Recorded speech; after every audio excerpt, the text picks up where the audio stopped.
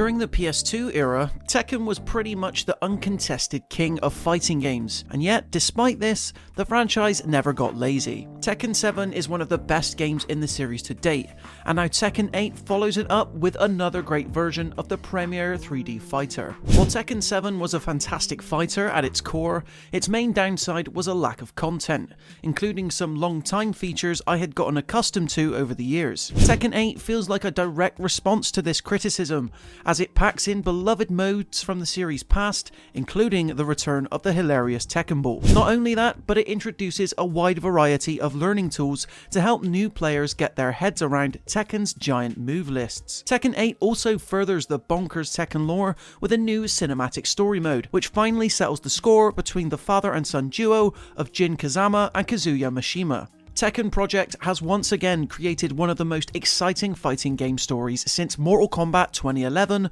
popularized the cinematic modes for the genre, with a story that had me popping off constantly as a longtime fan of the series. For those who missed out on Tekken 7's story, series poster boy Heihachi Mishima has met his demise at the hands of his son Kazuya, after their battle that had spanned the entire saga up until that point. Rather than retire after finally defeating his dear dad, Kazuya sets his eyes to world domination, while seeking to make his devil form more powerful than ever. Like an Ouroboros, once again it comes down to a battle of father and son, as Kazuya's boy, Jin Kazama, is the only one who can stop him, due to also possessing the devil gene. Jin's story revolves around him coming to grips with his devil powers, which have haunted his family for generations, and atoning for his past misdeeds, having also started wars of his own in the past. It's a satisfying, albeit predictable arc he goes through, but the finale of the game pulls it off so well that you don't care that you saw it coming. The new face of Reina, whose obvious connection to Heihachi is treated as a mystery, let me down a bit however. She's a great character and one who does make an impact on the story mode,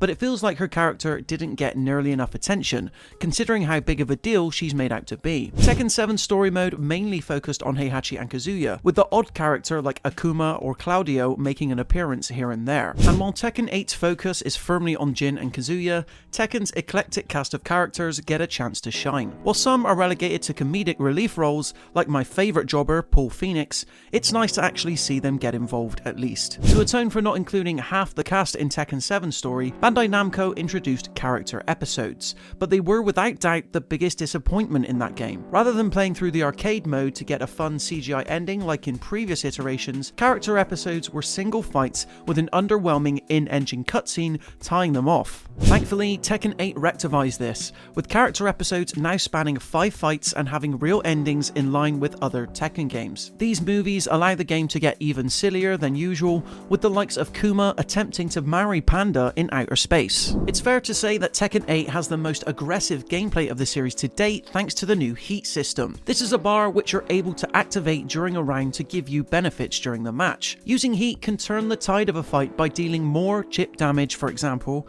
or you can choose to spend it for a devastating special move which can take a massive chunk out of your enemy's health bar. This makes for an interesting metagame on deciding how best to use this resource in a given round. Time will tell how this affects the game in the long term, but so far I'm loving the more in-your-face style of Tekken 8, especially after the reign of Geese Howard and Akuma in Tekken 7. Training mode is also a big improvement, giving you a number of combo challenges, recommended combos and replay tools to help you better figure out your own strengths and weaknesses in combat. A standout feature in this department is that replays will pause to show your mistakes and let you recreate the match while showing you optimal moments to react or to punish enemies. Crucially, the game also splits the gargantuan move list into 2 pages, the first showing you a far more abridged version, including the best bread and butter combos, launchers and finishers, while the latter gives you the full rundown. Tekken 8 then also introduces the brand new Arcade Quest mode, which, much like the World Tour mode in Street Fighter 6,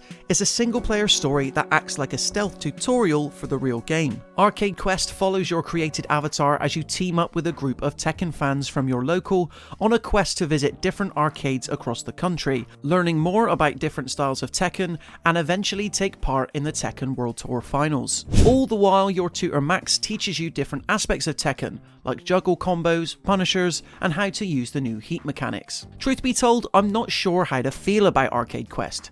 As a teaching tool, I think it's great, but as a story mode, it falls a bit flat. I don't know if it's just because I have experience with the series before now, but I managed to finish the whole mode in around 2 hours, with not much in the way of challenge. Compared to Street Fighter 6's World Tour mode's full narrative spanning about 20 hours, it's a bit of a letdown. Tekken 8 makes great strides to sort out Tekken 7's biggest issues, all while carving out its own identity within the series thanks to the brand new Heat system. The wealth of single player content available is the best I've seen since Tekken 5, and the cinematic story mode outclasses the likes of Mortal Kombat and Injustice at the format they pioneered. While the online features and arcade quest mode leave a little to be desired, the rest of the game more than makes up for it. Plus, it's never been easier to get into Tekken thanks to the phenomenal training suite and accessibility options. In short, it's some good ass Tekken. We give Tekken 8 a 4 out of 5. So there you have it for our full thoughts on Tekken 8. What do you think? Do you plan on picking the game up? Be sure to let me know in the comment section below. Until next time, thank you so much for watching, and we'll see you in the next one.